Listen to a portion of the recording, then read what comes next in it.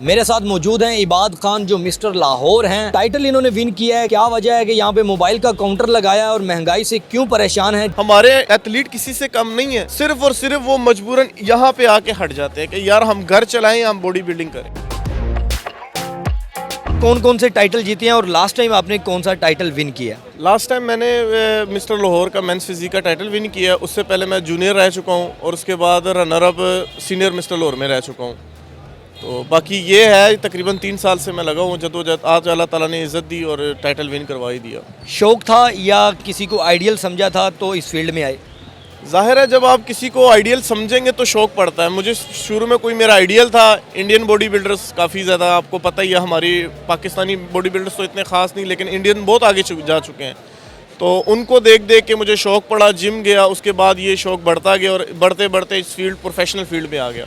कितने साल लगे बॉडी बनाने में और टाइटल विन करने में? मैं तकरीबन 4 से 5 साल मुझे लग गए इस फील्ड में रहते हुए और अल्हम्दुलिल्लाह अब जाके बॉडी प्रोफेशनल फील्ड तक चली गई, जो मैं स्टेज लेवल तक चला गया हूँ।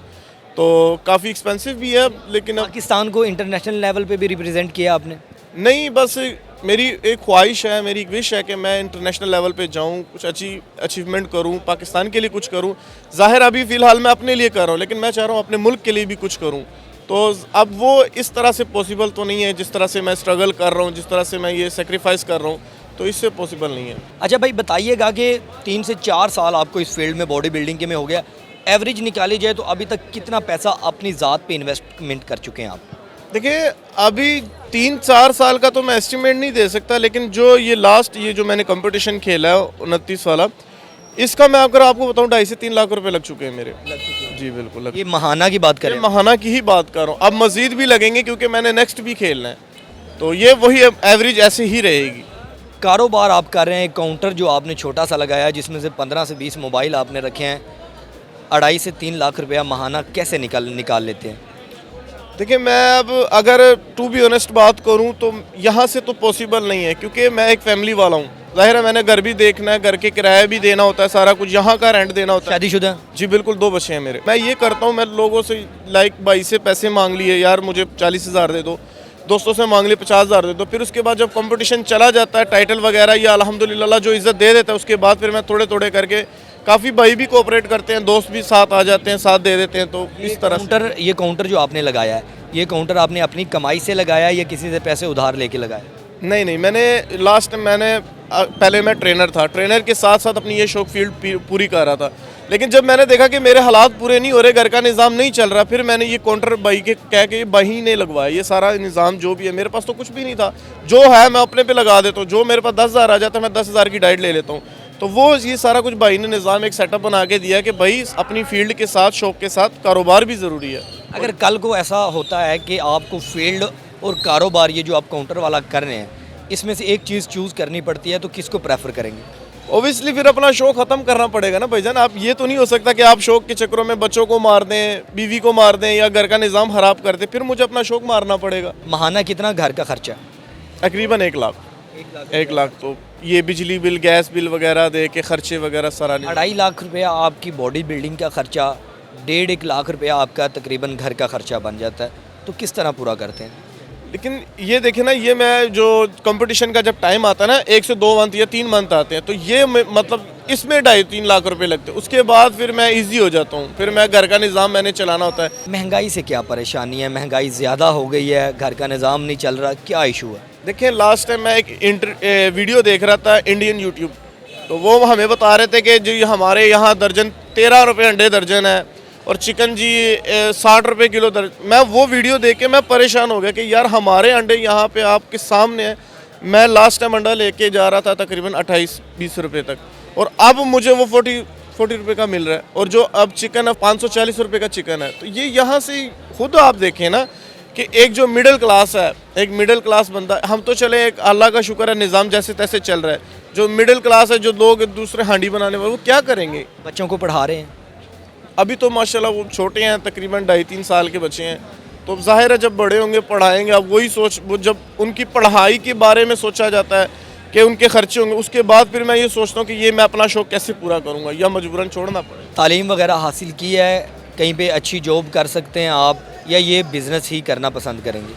देखिए, अगर मुझे कहीं अच्छी अपॉर्चुनिटी आई तो मैं ओबियसली जाना चाहूँगा, लेकिन अब एक जो पढ़ाई लिखाई नहीं है, जिसने मतलब मिडिल क्लास फैमिली से हो के, अब मिडिल क्लास फैमिली या तो तालीम हासिल कर सकता है या फिर कुछ घर के लिए कर सकता है। मैंने अपने घर को ही रास्ता दिया, मैंने घर वालों का निज़ाम चलाया, तो मैं पढ़ा लिखा नहीं हूँ। कभी ऐसा हुआ हो कि इस फील्ड की वजह से घर का निज़ाम ना चल रहा हो और रोने पे मजबूर हो गए हो?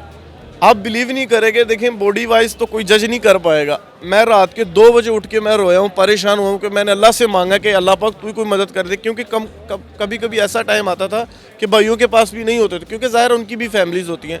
तो मैं परेशान होता था कि मैं अब चिकन कैसे लूँ, एग कैसे लूँ, या अपने खर्चे कैसे पूरे करूँ, तो मेरा काफ़ी ना दिल दुखता था। तो ये चीज़ें देख के फिर मैं रोया, ज़ाहिर है रोया हूँ। इमोशनल तो बंदा हो ही जाता है, फिर आपको पता ही है, फिर जब हालात ख़राब हो तो मजबूरन आ ही जाता। फील्ड छोड़ने का दिल किया? आप बिलीव नहीं करेंगे, कल भी मेरा यही माइंड में आया कि मैं बस ख़त्म कर दूं, जितनी अल्लाह ताला ने इज़्ज़त दी, जो कुछ हुआ अब इसके बावजूद मैं इसको वाइंड अप कर दूं। लेकिन कुछ दोस्त हैं, मेरे उस्ताद हैं मोहतरम, वो काफ़ी साथ देते हैं, इमरान कुरैशी उनका नाम है, तो वो भी मुझे कहते हैं कि यार मैं कोशिश कर रहा हूँ कि तुझे कहीं से अपॉर्चुनिटी दिलवाऊँ, कहीं से स्पॉन्सर दिलवाऊँ, आप इस फील्ड में लगे रहो। मुझे बताएं इस फील्ड के हवाले से कि जब आप ये टाइटल विन करते हैं उससे पहले कितने महीने ये तैयारी करनी पड़ती है और क्या क्या डाइट का ख्याल रखना पड़ता है, और इसके अलावा क्या क्या स्टीरॉयड वगैरह जो चीज़ें आपसे रिलेटेड हैं वो इस्तेमाल करनी पड़ती हैं? देखें, जब आप इस फील्ड में आते हैं ना, अब तैयारी के लिए तकरीबन 5 से 6 महीने या साल में हम शुरू हो जाते हैं। हमारा एक एवरेज होते है कि हमने तैयारी में, अब तैयारी के दौरान हम फास्ट फूड वाइंड अप कर देते हैं, ये बाहर की चीज़ें खाना पीना, रोटी, इवन के हम गंदम की चीज़ें भी कम कर देते हैं। तो प्रोटीन की इंटेक, हर चीज़ का एक क्वांटिटी रखते हैं।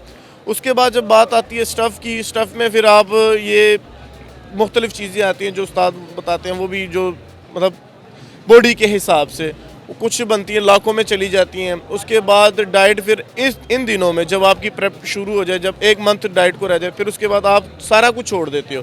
उसमें सिर्फ आपकी फ़िश आ जाती है, चिकन आ जाते हैं और ये एग वाइट आ जाते हैं, बस ये चीज़ें रह। इंटरनेशनल लेवल की बात की जाए तो वहाँ पे जितने भी दूसरे ममालिक हैं, वहाँ पे बॉडी बिल्डर्स लाखों की तादाद में जो है ना अपने बिज़नेस कर रहे हैं, अब पैसा कमा रहे हैं, बॉडी बिल्डिंग से ही कमा रहे हैं। आपने अब जैसे इंडिया के अगर साहिल खान की बात की जाए, जो बॉडी बिल्डिंग का एक बहुत बड़ा नाम है, उन्होंने बीच पे अपना जिम बनाई है, तो उस हवाले से क्या कहेंगे कि पाकिस्तान में ऐसे क्यों बॉडी बिल्डर्स पैदा नहीं हो रहे, या पाकिस्तान की जो हुकूमत है, गवर्नमेंट, वो आपको सपोर्ट नहीं कर रही? देखिए, गवर्नमेंट के बारे में तो कुछ कहा नहीं जा सकता, लेकिन हमारी आवाम ही नहीं ठीक। अब देखें, मैं अगर इनफैक्ट आपके सामने अभी इसी मौके पे मैं आपको शेडलेस होकर दिखा दूं, तो मुझे यहाँ पे कोई अप्रिशिएट नहीं करेगा, मुझे कोई अप्रिशिएट नहीं करेगा, वो मुझे देख लेते हैं, अभी देख लेते हैं, उतारें ज़रा। मैं वही कह रहा हूँ, अभी देख, मैं वही कह रहा हूँ, कोई अप्रिशिएट नहीं करेगा। इवन यही कहेगा कि यार इसने स्टेरॉइड्स वगैरह लगाए हुए हैं, टीके वगैरह लगाए, ये भी उतारने की ज़रूरत है कि उतार। अब मैं ये शर्टलेस हो गया हूँ। अब पब्लिक का रिएक्शन पता है क्या होगा, पागल है गया, इसने टीके लगाए हुए, ये जिस्म तो बनाना कोई बड़ी बात नहीं है। यानी ये चीज़ें हमें अंदरूनी खोखला कर देते कि यार देखो, हमने मेहनत की हुई है, हमने दिन रात एक किया हुआ, पसीना बहाया हुआ, रोए हुए हैं रात। आप यकीन करें, जब एक इंसान कंपटीशन की तैयारी करता है उसकी नींदें उड़ जाती हैं। बॉडी बिल्डिंग की फेडरेशन और हुकूमत को क्या मैसेज देना चाहेंगे? मैसेज तो मैं सिर्फ यही देना चाहूँगा कि देखें, जो अगर एक एथलीट आगे बढ़ना चाह रहा है, देखें एक तो सबसे पहली बात है, ये रिस्क है, बॉडी के साथ रिस्क लेते हैं हम, अपने जान के साथ खेलते हैं कि कुछ भी हो सकता है। एक बंदा आगे बढ़ना चाह रहा है, आप काइंडली उनके साथ थोड़ा कोऑपरेट करें, उनकी फाइनेंशियली थोड़ी सी हेल्प करें, और ज़्यादा ना करें, थोड़ी सी हेल्प करें कि अगर वो किसी फील्ड में जाना, कहीं कंपटीशन खेलना चाह रहा है, उसकी फ़ीस वगैरह होती है, जिम की फ़ीस होती है, वहाँ की एंट्री फीस होती है, वही आप पे कर दें, या मंथली कोई ऐसी सैलरी दे दें उनको कि यार उसको थोड़ा सा आसरा हो जाए, तो वो एथलीट बहुत आगे जा सकता है। इंटरनेशनल लेवल पे हमारा एक भी एथलीट नहीं है इस टाइम पाकिस्तान का, और वो वजह यही है कि गवर्नमेंट लेवल की कोई सपोर्ट नहीं। अगर कोई अच्छी सपोर्ट हो तो हमारे भी एथलीट इंडियन के साथ मद्दे मुकाबले हों। हमारे एथलीट किसी से कम नहीं है, सिर्फ और सिर्फ वो मजबूरन यहाँ पे आके हट जाते हैं कि यार हम घर चलाएं, हम बॉडी बिल्डिंग करें।